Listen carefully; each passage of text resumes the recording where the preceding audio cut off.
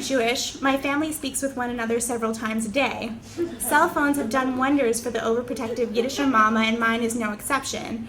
With the family plan, she can now call me whenever her heart desires. And often, that means I hear from her repeatedly. Screening doesn't work because she'll just keep calling. Friends and roommates know this. Just pick it up, they urge. Please, for the love of God. Mom and I speak at least twice on any given day. Late afternoon or early evening, we discuss the events of the day. This conversation typically opens with a sally, "What's doin'?" Then, later, I call her to let her know I'm in my apartment for the night. This second conversation is a bone of contention between us. I maintain that it's overkill. I am, after all, 23 years old, a college graduate. I can drink, I can drive, I can vote. When Mom was my age, she'd been married for a year. But no matter how old I get, I am my mother's baby.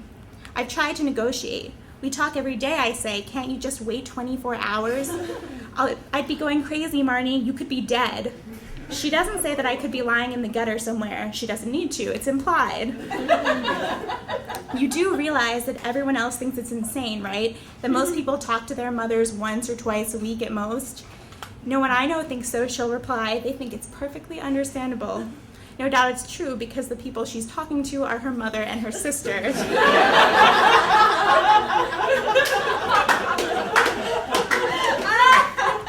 She's a stalker, to be sure, but a loving one. Some years ago, my sister told us a story about a friend of hers. This girl was sheltered, religious. At 18, she went off to Wellesley, and then, sometime during her first semester of college, she began a relationship with an older man she met on the internet. And to her family's chagrin, she later ran off with him, leaving no forwarding address nor any indication of when she'd return. I'd find her and drag her home, my mother told us. What are her parents thinking? We pointed out that the girl in question was, in the eyes of the law anyway, not a girl at all. She's 18, we said. There's nothing for them to do. I don't care, Mom retorted. I'd hunt you down. And if I got a restraining order, I shot back. There's not a restraining order in the world that could keep me from you. Mom and I look alike. Everyone says so. Older people, when they want to be cute, say that we could be sisters. My mother thinks I hate hearing this. You're much prettier than I am, she'll whisper as they walk away. I don't hate it, though. I'm not prettier, I tell her. I just have bigger tits. My mother and I share the same dark eyes and hair, the same shaped mouth. But she got the deeper dimples and the more discreet nose, and I got pricey orthodonture. We have more in common than looks, though. More than my fair skin or brown hair, what I inherited from Mom is temperament. We analyze and overanalyze. We think too much. Mostly, we worry. Mom will vigorously deny that I'm anything like her.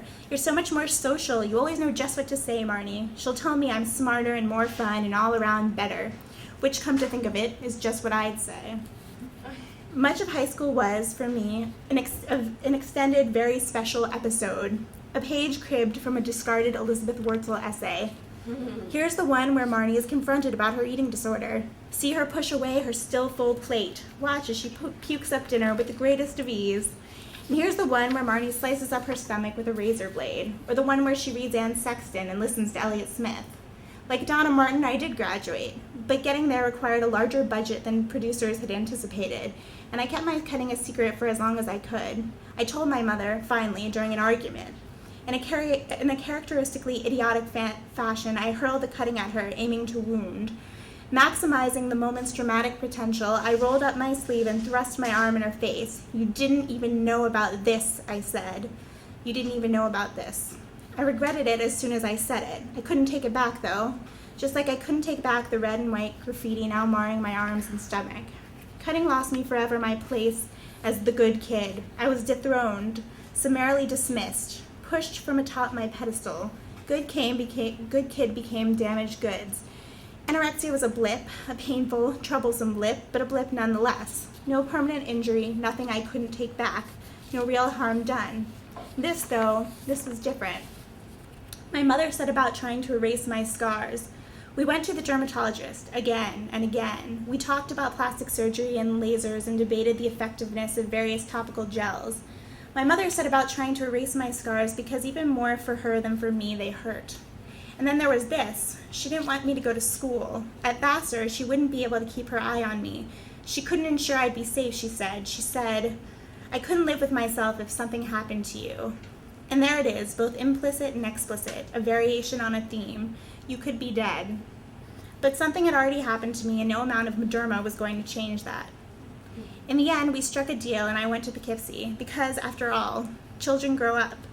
Children leave, and you have to let them. It's worth remembering, however, that there's not a restraining order in the world that can keep Mom away from me, and I wouldn't have it any other way.